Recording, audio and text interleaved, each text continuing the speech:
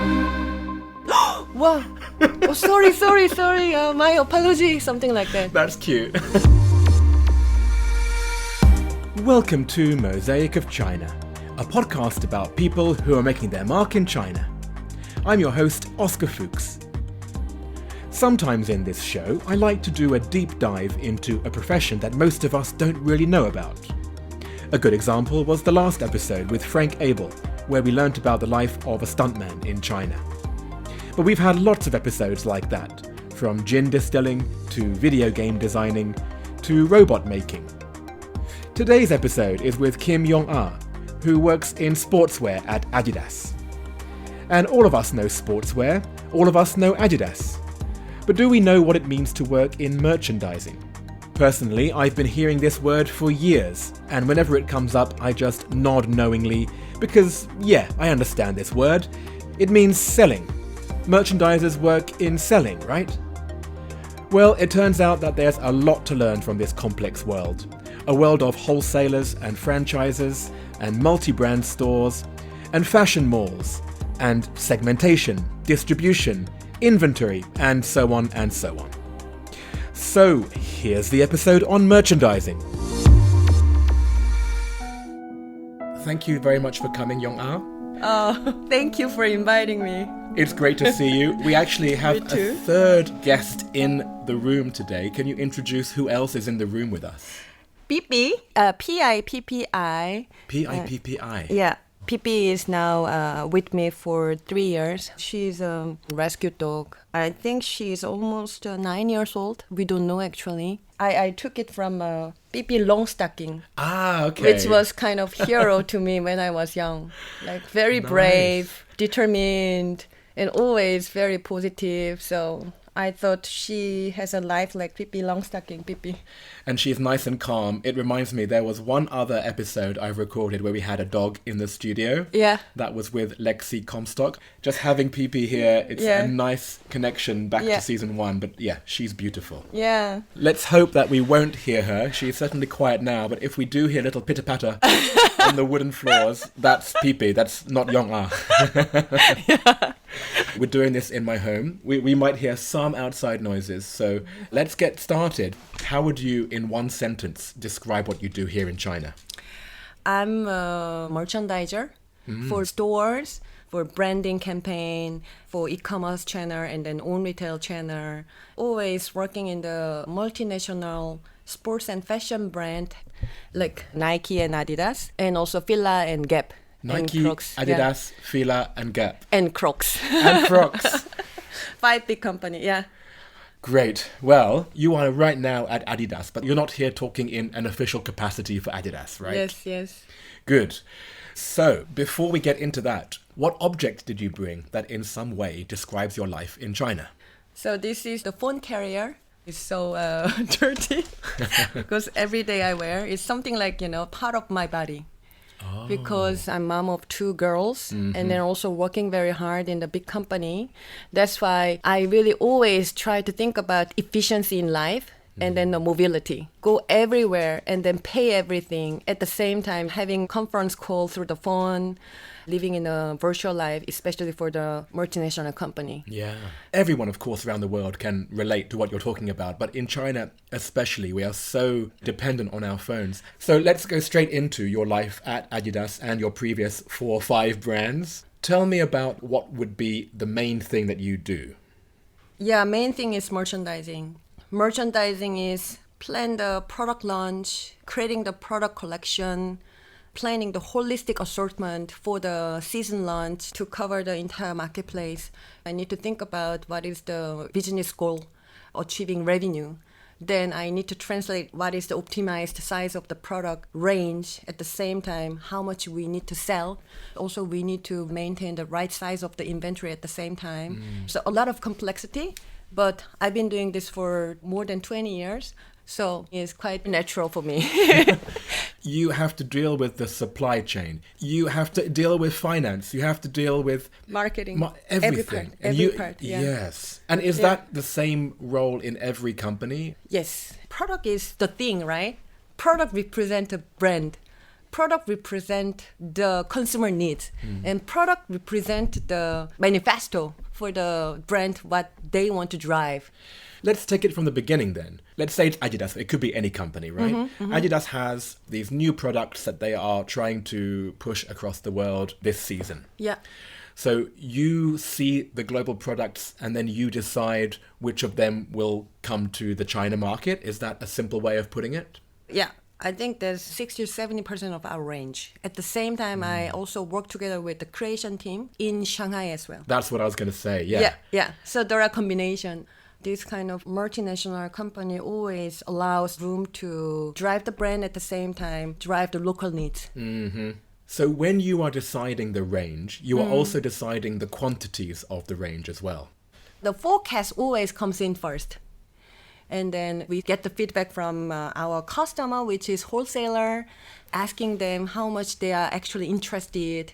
Then we need to talk with the supply chain team. Then supply chain team will talk to the factory and forecast the production capability. This is material you need to pre-book or something like this. Right. A lot of rounds we are going through. So one little tweak in one part will then have a knock-on effect with the manufacturing, with the supply chain, everything else.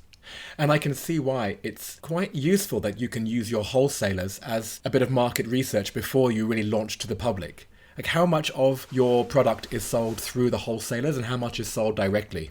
I think that's a bit tricky to share. Yeah. It's about the company's portfolio. Yeah, right. So some of the company, I wouldn't say specific brand, but some company, they really want to start from scratch and then drive the business. But the big scale of Nike and Adidas is impossible, Right. you know. But still, we need to have flagship stores. Right. And those are the ones where you have control over the entire story. Yes. But from consumer side, especially in China, they don't really see who owns who because franchise stores have mono-brand signboard. Me as a customer, I don't know if I'm walking into Yeah. a franchise store or a flagship store. And then we give the support, and they will manage the same level of the experience and also the execution as the own stores. But then when you think about the franchisees, you're also including the franchisees who stock not just one brand, right? They can stock Adidas, they can stock Nike, they can stock all the other sports brands in one store, right? That's the multi-brand stores, yeah. Right. Yeah. Presumably that is where you have the least control over the story, right? Might be, but some of the multi-brand company, they have a business strategy to grow together with these key partners, which is brand, building some kind of long-term plan together. Well, because they have as much scale as you do, these big multi-brand Yes. shops. Their voice is quite strong. So in those cases then, how much interface do you have with the multi-brands? In Korea, I had a lot of chance to have a conversation with these multi-brand owners and then also the team. Because in Korea, the multi-brand business was really booming. But in China, multi-brand is quite small. So that's why I don't have much chances to connect them. So that's the one of the big difference. Outside of China, most of mature market has really a big portion of this multi-brand business. Me, as someone who is not very fashion focused, I don't really have much loyalty either. You know, I'm a terrible consumer. That's the kind of place that I would definitely go to. Yeah. But you're saying that in the context of China not being a mature market, is that the difference? No, I wouldn't say that it's not being a mature market. I don't know. There is no any clear answer. The consumer, whether they want to see the every brand's full range in each brand stores, I don't think so. It's more about the landlord, this giant landlord, in order to make their fashion mall to be more inspiring, they need the one-store consumer journey. Because what you're saying is, if you have a multi-brand store in one of these big fashion malls, it doesn't feel special enough, right? Yeah. Maybe also China is like a giant opportunity in terms of the territory perspective. Every brand doesn't need to be really squeezed into the multi-brand store. That's what I think. Yeah. In your current role, you're looking after just one line of clothing, right? I'm doing a category merchandising role, which is actually women's sports performance apparel in Adidas and Adidas by Stella McCartney line. Yeah. Right. Current role is really front end. I plan the segmentation distribution in advance. For example, I have a 100 different product. Out of 100 product, 20 product must go to hype drop. Hype drop. Hype drop. Like, this is really, really special. We want to control supply so that we maintain high level of desire. And I want to drive the desire. So I make a decision and then control which stores can sell this one, which stores drive this one. When we put together, then we don't have any kind of a missing opportunity. Right. Where is the right place to launch in right time? Because not every place is the right place. Not every time is the right time. And then I need to understand holistic marketplace. Always we talk to customers and sometimes they think, I want that one. And then we need to think about, why do you need this one? Because what you're saying is the franchisees, they have an understanding about what they think will sell in their store. So they can sometimes push back on you. Sometimes want it. They just want it, right? Yeah, it's either way. That's a tricky relationship to actually manage then, because you have to withhold from certain people and give to maybe their competing franchises. Endless negotiation. Especially, the category is going well, then it's positive negotiation. Everybody wants. Oh, but if it's not going well, oh gosh. Yeah, then everybody pushing back. They don't want it in their store. Of course. Wow. Yeah. We need to respect that they also run the business and make it profit. Because each franchisee is its own business. Yes. They have their own profit and loss. When has something really gone wrong? Like, when could you not negotiate your way out of something? And of course, don't tell me which brand this was. This could be any of the brands you've worked in. We have some product we believe that in long term, this is going to be our strategic focus, because we believe that if we put the effort and investment, something create the future. Yes. But in between, customer, they only see the short-term profit because they have a everyday P&L responsibility. So that somehow they think... They haven't got the luxury to think long-term, right? Exactly. Yes. It's a common thing. We think in 5 years, 3 years, it's going to be the demand creation, but it doesn't show. Yeah. It is the big negotiation part. If that is not really, really important for the future, of course, brand will not push. So no need to negotiate. But we feel that this is for the longevity of our brand. Then there is a time frame customer cannot see yet, but the brand and the company see the future. And when you say customer, you mean the franchisee, right? In this situation. Yes. This is where I imagine you need to educate the market. At the same time, yeah. And this is a function of how successful the marketing for that product will be.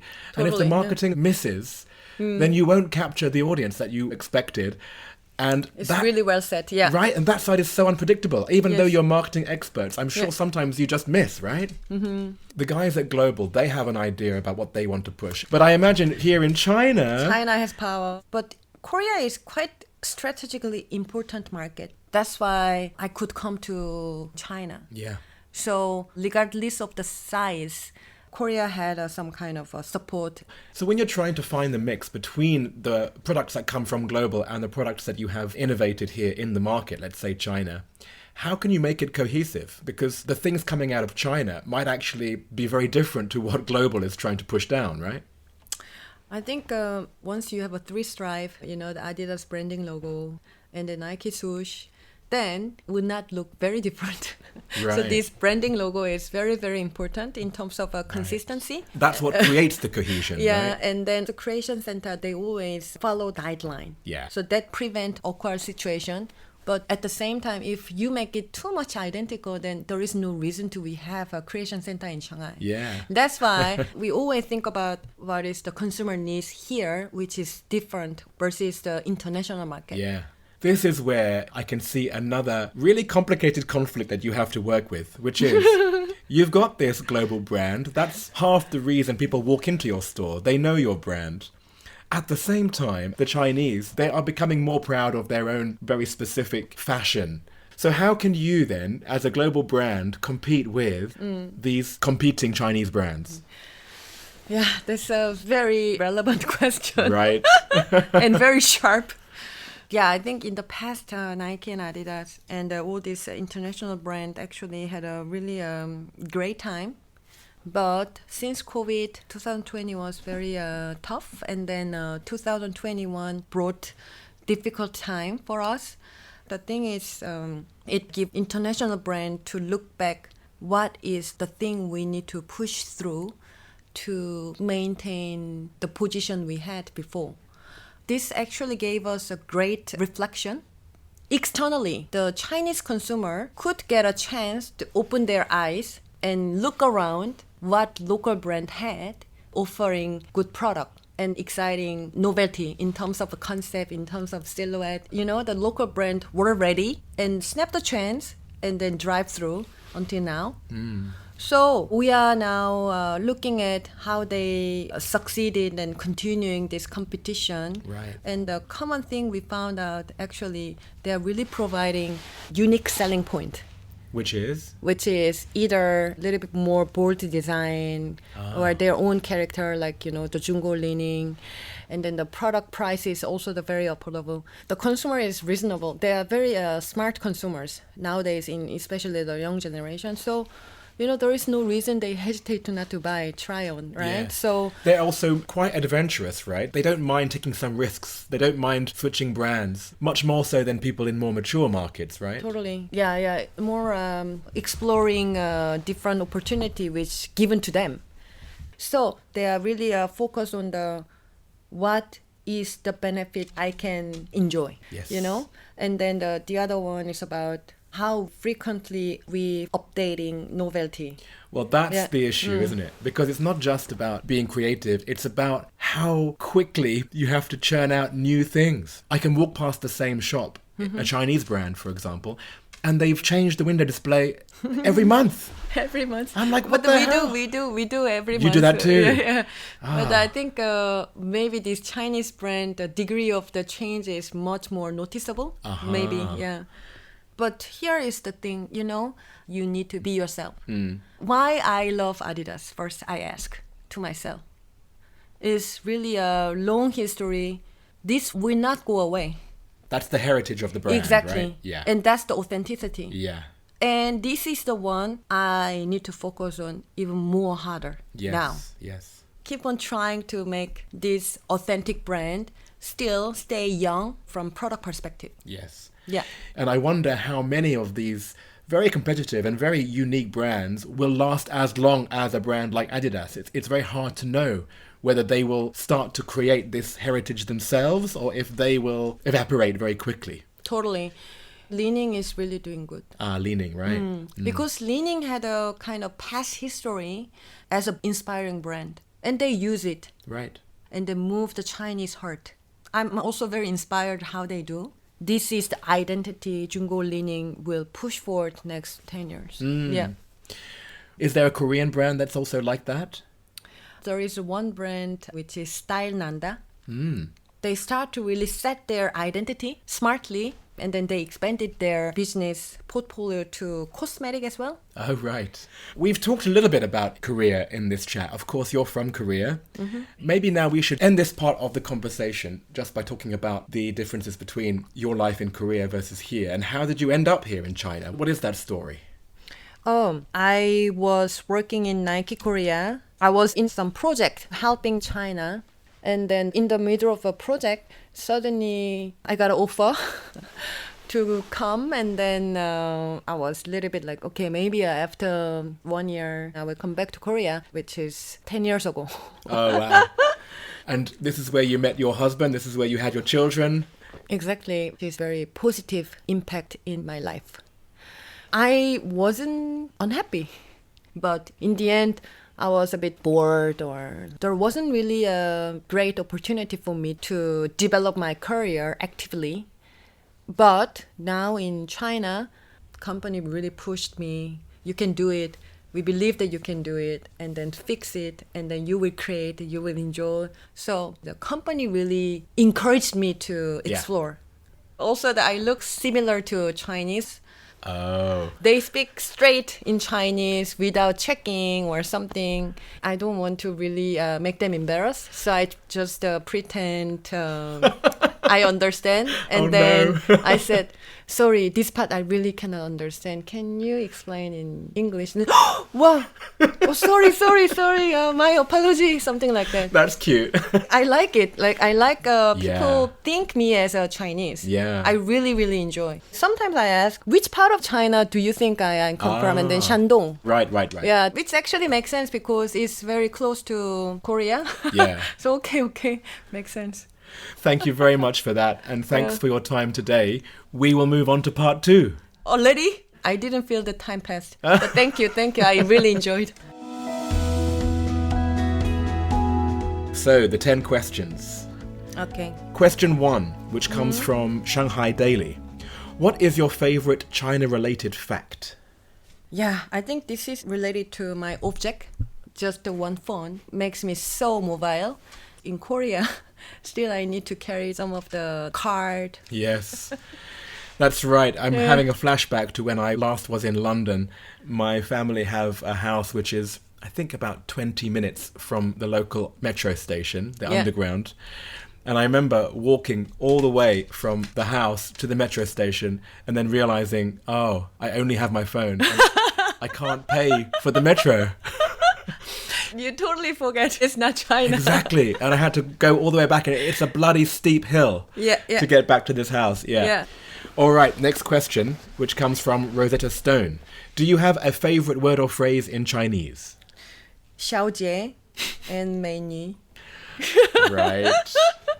小姐 means little big sister. And then 美女 is a beautiful lady. So, like, if they don't know my name, especially, downstairs there is an old lady always sitting when we go to the bus station for drop off the kids. She's always 美女, like good morning. It's so nice and kind. I can feel that I have a presence. Yes. It's a feeling that you belong to the community, right? Exactly, yeah. Next question, which comes from Naked Retreats. What is your favorite destination within China?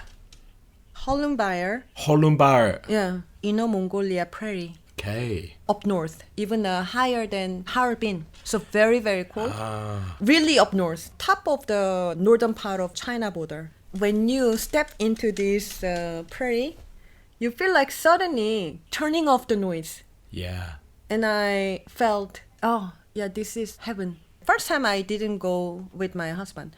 But the second time, my husband was like, oh, this is even better than you explained. Yeah. Isn't it so beautiful? That is great. Yeah, it's really amazing place. Thanks so much. Next, if you left China, what would you miss the most and what would you miss the least? I will miss constant curiosity.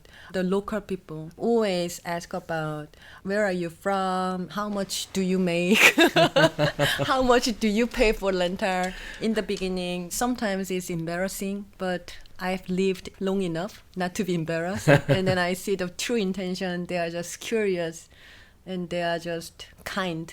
If I miss Pipi because she ran somewhere, then they will look for together. Oh. Always willing to give help. Yeah. And then always easygoing, warm and nice. That's why I feel, At home. yeah, Yeah. And what would you miss the least? traffic. The traffic itself is fine, but the rule, the crossroad, they don't care about the pedestrian green light. This one I will not miss.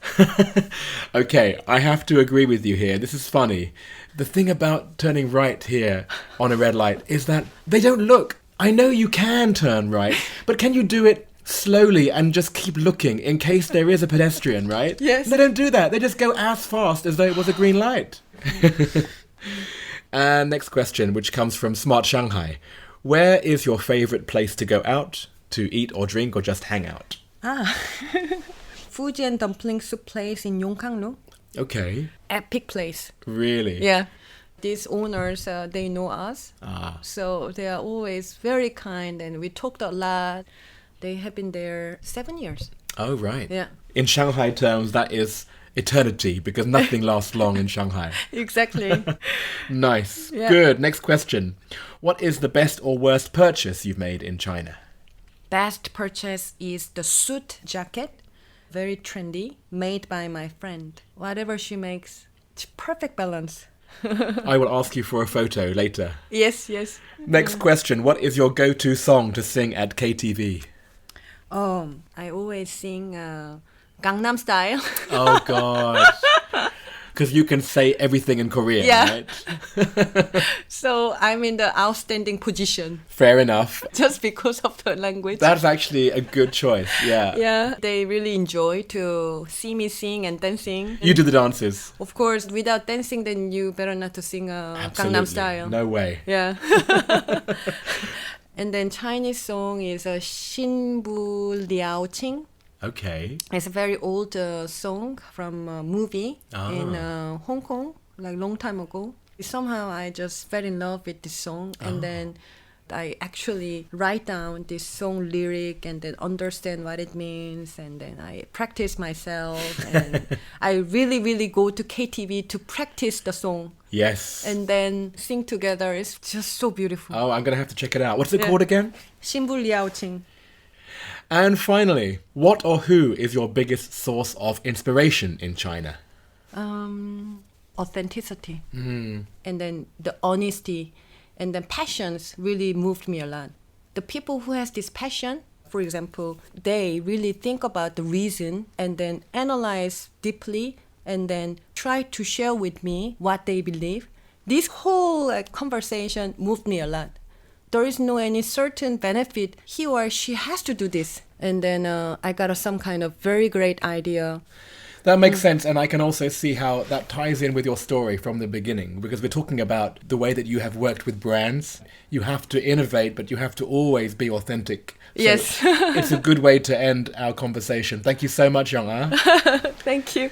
Before you leave, let me ask you, who do you recommend that I interview in the next season of Mosaic of China? I would introduce Bas Ruetterink. He's producing a lot of interesting films. Any people who has authenticity really inspire me. He is one of the things, and then he really put his value into the world. So I think he might be interesting guest for you. You know? Beautiful. Yeah. What question would you ask Baz for the beginning of my interview with him next season? What is the most proud thing he has done in China? Thank you again, YoungAh. Thank you. I really enjoyed. And that's all from YoungAh.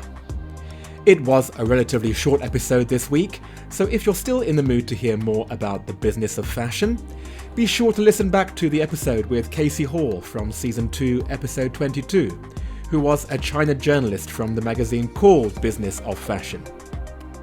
And if you're still a bit confused about the difference between customers and consumers, then I recommend you listen to the catch-up chat with Jorge Lucio, who works in marketing at Coca-Cola, which can be found at the end of the interview with Siri Nordheim from Season 3, Episode 4. And finally, YoungAh is the first guest on Mosaic of China who comes from Korea. But if you'd like to hear another episode with a Korea connection, check out the show with the New Zealand diplomat Tom Barker from Season 1, Episode 25, who discusses his life in Korea before coming to China. The big update from YoungAh since we recorded this episode is that she has been promoted to a global VP merchandising role at Adidas. So after a decade in China, she is now based in Germany, along with her husband and family. But as for the other guest, who was silent during the interview except for the sound of her claws on the wooden flooring, Pipi is still in Shanghai living with friends of the family. So YoungAh expects that she will be coming for regular visits to meet up with Pipi now that travel has become a lot easier.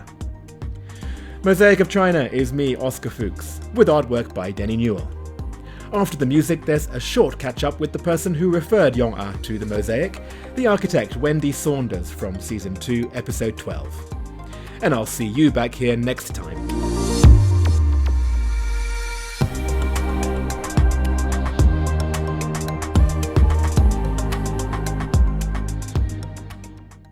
Hello. Hello. The last time I saw your face was when I bumped into you in Shanghai as we were both officially stroke unofficially allowed out of our compounds. Yeah, I know. And where do I find you today? Yeah, I'm in Antwerp actually. And Antwerp, of course, because you were born in Belgium, you are half English. You worked in Amsterdam before you came to Shanghai. So Antwerp is what for you? Is it where your family still lives? No, actually not, but it's kind of in between where I'm from and where my partner's from, actually. So, I mean, I'm looking forward to going back also, but it's also been really very refreshing. Yeah. Well, for anyone who didn't hear your original episode, I should introduce you. You are a co-founder of the architectural company AIM Architecture. So you've been doing architecture in Shanghai. Gosh, how many years is it now? That's 16 now. 16. Yes. And for people who are in Shanghai, one of the most noticeable things that you've done is with your partnership with the Harmay brand. I keep seeing more things pop up. This is an online retail brand, and you were tasked to help design their offline physical presence. Tell me, how has your partnership with Harmay continued over the last 18 months? Well, I think we've been lucky with that partnership. I mean, they're always trying to push the boundary of their presence. It's also a challenge because, of course, you have to constantly reinvent the envelope and kind of push it. So in that sense, you can't really slack off. Every time it's different. You have a different condition, different questions. Some of the stores are really in special situation, like the one on Anfulu, the corner. Yes. And I'm not surprised to see architecture playing a bigger part in retail, since it is all about the experience these days, correct? Yeah, also I think for how you get the people in and get them to come in the first place, because you can buy anything anywhere, and it should be a place where people can come and hang out and be part of that community. What about then other projects? Because I know that you're not just doing work in retail. Give me a quick update on what you've been working on since we last caught up. Well, we're doing also a few hotels. So we also did the Hyatt Unbound in Jingdezhen. We finished. So that was also a very exciting project because it has all this story about all the exploration of the different types of pottery, and we try to work with that in the interior. So yeah, keeping busy for sure. That's good. In fact, I haven't been to Jingdezhen before, so when I do, I'll definitely check out that hotel. It's an interesting city to go for a weekend, and you can very easily get into the countryside, and there's a beautiful museum there also, and there's a lot of nice, interesting architecture happening at the moment. Oh, there you go. Well, thank you for your time this morning. It's good to see you again. And before I let you go, of course, I will be putting this update at the back of the episode of the person who you referred for season 3, which was our friend Kim YoungAh. Yes. Have you managed to keep in touch with her and her husband? Yes, and she's moving to Germany. Yes. Well, she will be one of those people from the season who I did the interview, and since doing the interview, she has left China. There's actually quite a few like that. So, so many people. And yeah, it's kind of sad also. Well, yes. I will still be here when you come back. So I look forward to seeing your smiley face on the street again. Okay, let's catch up for a drink then. Good. In the meantime, thank you again. Thank you.